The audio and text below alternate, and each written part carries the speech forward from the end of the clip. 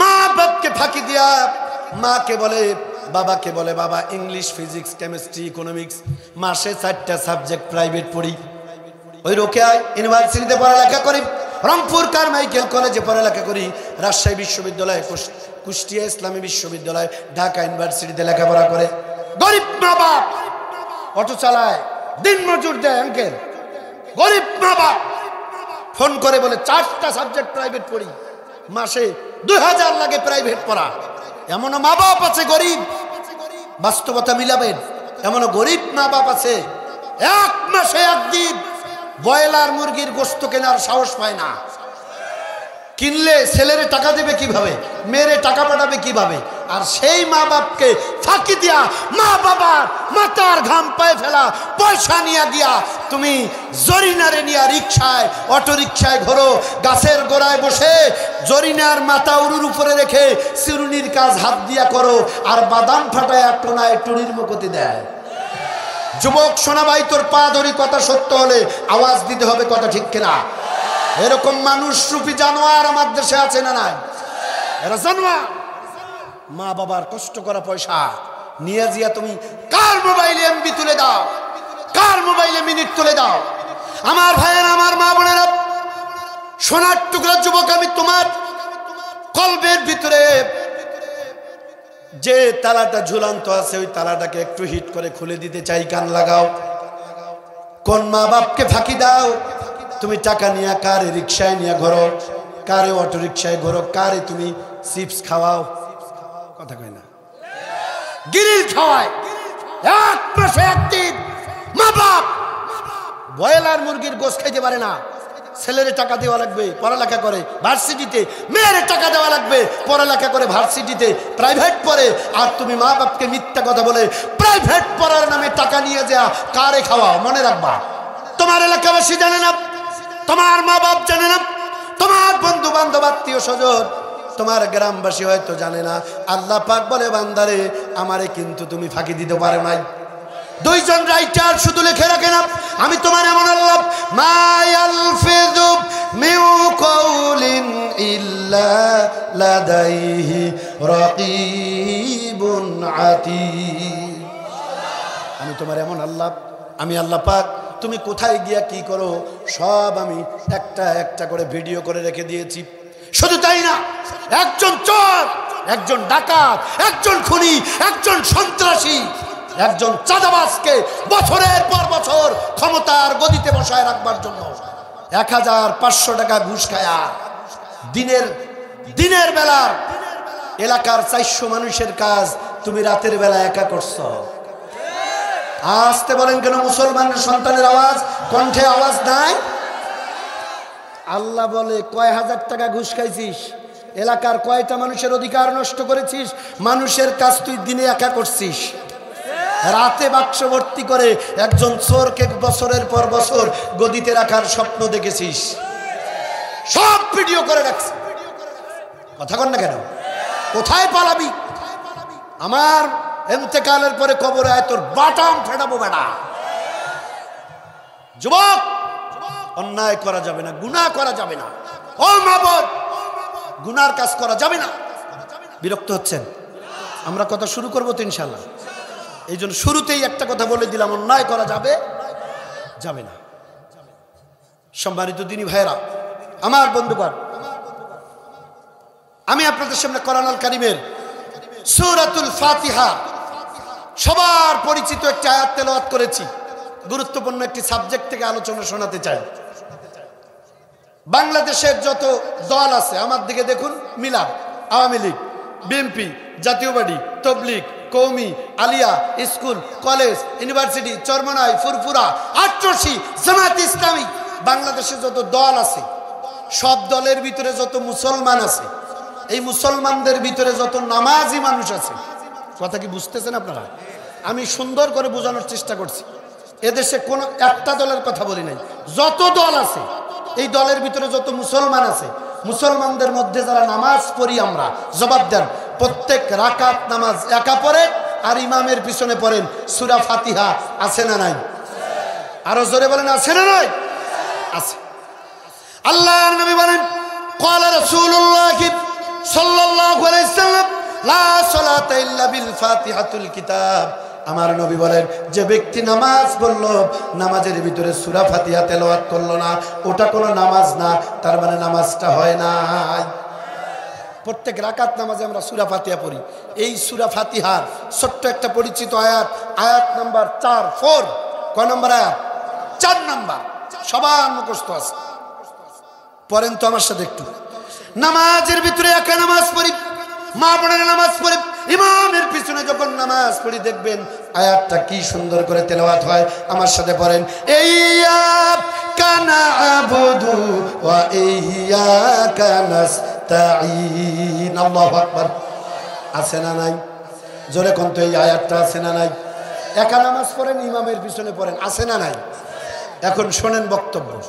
সবাই নামাজ পড়ে, আমি আমার ভাষায় বলি, বাংলাদেশের সব দলের নামাজি শুধুমাত্র কেবলমাত্র নামাজি মুসলমানেরাই, নারী আর পুরুষেরা যদি কোরআনে কারিমের এই একটি মাত্র সূরা ফাতিহার 4 নম্বর একটা আয়াত বুঝে যদি নামাজ পড়ে, ব্যক্তি জীবন, পারিবারিক জীবন, সামাজিক জীবন, অর্থনৈতিক সিংহারাজ, শিক্ষা জীবন, রাজনৈতিক অঙ্গনে কোরআনে কারিমের এই একটি আয়াত বুঝে যদি নামাজ আদায় করতে পারতাম, জীবন চালাতে পারতাম, আজ থেকে 50 বছর আগে বাংলাদেশের নামাজিরাই কোরআনের কালিমার পতাকা বাংলাদেশে পথ পথ করে উড়াতে পারত। নামাজ পড়া লাগে তাই পড়ি। কি বলেন আপনি নামাজে? এটা আমরা জানি না, ম্যাক্সিমাম নামাজিরা জানি না। খুব মজা পাবেন ভাই আজকের এই আলোচনাটা। সূরা ফাতিহার 4 নম্বর আয়াত, 2টা পাঠ, একটা হলো ইয়্যাকা না'বুদু আর একটা হলো ওয়া ইয়্যাকা নাস্তাঈন। আসুন তো প্রথমটা থেকে কথা শুরু করছি। সম্মানিত দিনী ভাইয়েরা, আমার মা বোনেরা, গভীরভাবে মনোযোগ।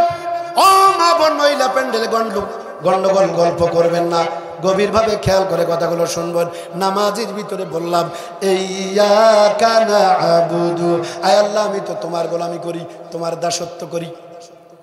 এর ব্যাখ্যা লিখতে গিয়ে মুফাসসির ইকরাম বলেন ইয়্যাকা না'বুদুর আসল অর্থ হলো, আসল বাংলা হলো যে আয় আল্লাহ তোমাকে কথা দিলাম, তোমার সাথে কমিটমেন্ট করলাম, ওয়াদা করলাম, যতদিন এই পৃথিবীতে বাঁচবো তোমার নেয়ামত যতদিন ভোগ করব, তোমাকে কথা দিলাম ইয়্যাকা না'বুদু, জীবনের শেষ পর্যন্ত, মৃত্যু পর্যন্ত, জীবনের সব জায়গায় গোলামি করব কার? জোরে বলেন কার? এর নামে ইয়্যাকা না'বুদু। কিন্তু আমার ভাইয়ের একটু মিলায় নেন, নামাজের ভিতরে বলে ইয়্যাকা না'বুদু, আয় আল্লাহ তোমার গোলামি দাসত্ব করি। আর মসজিদ থেকে বের হই একজন আর একজনকে এই এই এটা আগুনটা থাকলে দে না, দে না একটা, দে। কথা কয় না চাচা, আপনি তো সভাপতির দায়িত্ব নিয়েছেন, বেটা ভালো কথা, মরা মানুষের মতো থাকলে হবে না। আমার সভাপতি স্টেট থাকা লাগবে। বুড়া হয়েছেন তো কি হয়েছেন? কথা কন ঠিক কিনা? ভালো মানুষ, খুব ভালো মানুষ, খুব ভালো করে শুনেন। এবার একটু মিলান। নামাজের ভিতরে বললাম ইয়্যাকা না'বুদু, আল্লাহ তোমার গোলামি করি।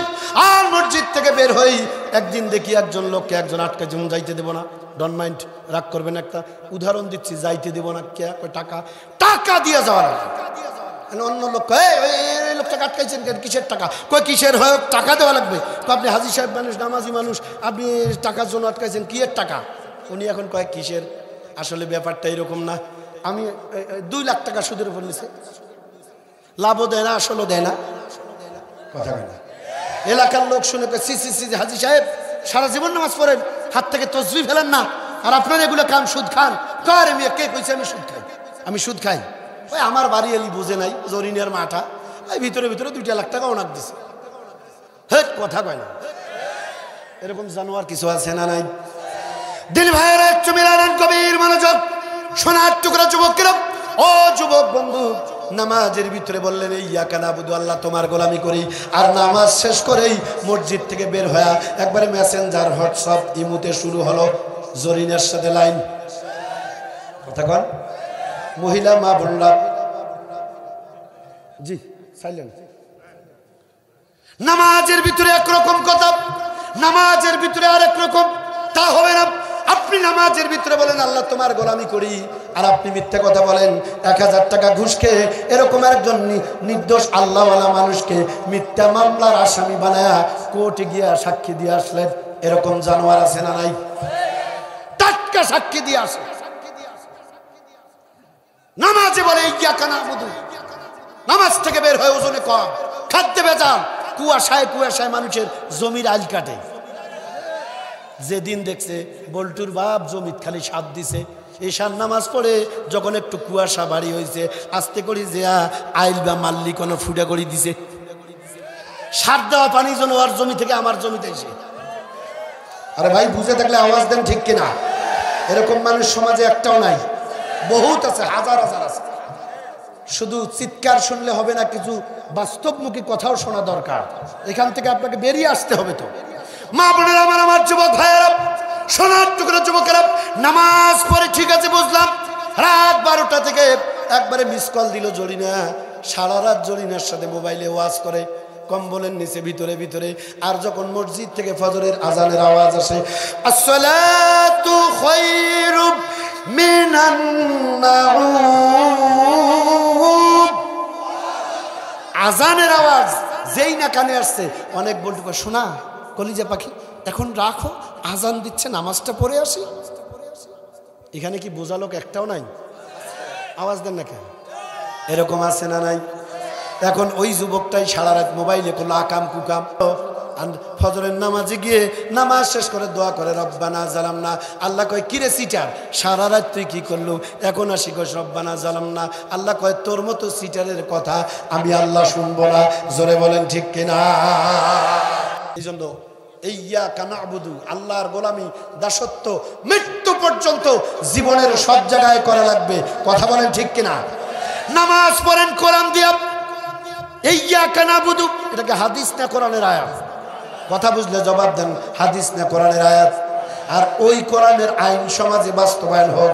ওই কোরআনের আইন যারা বাস্তবায়ন করতে চায়, নামাজ পড়ে উঠেই কলম দিয়া তার নামে মিথ্যা মামলা সাজালেন, নাটক বানায়া এক এক করে আলেমদের মতো হক্কানি কোরআনের পাখিগুলোকে বছরের পর বছর জেলে বন্দি করে, নির্যাতন করে, ফাঁসি দিয়া গুলি করে, টর্চার করে, ইনজেকশন দিয়া বিদায় দেয়। আবার নামাজও পড়ে কয় আমি হজও করি, জাকাতও দেই, ফির মাথায় পট্টিও লাগায়।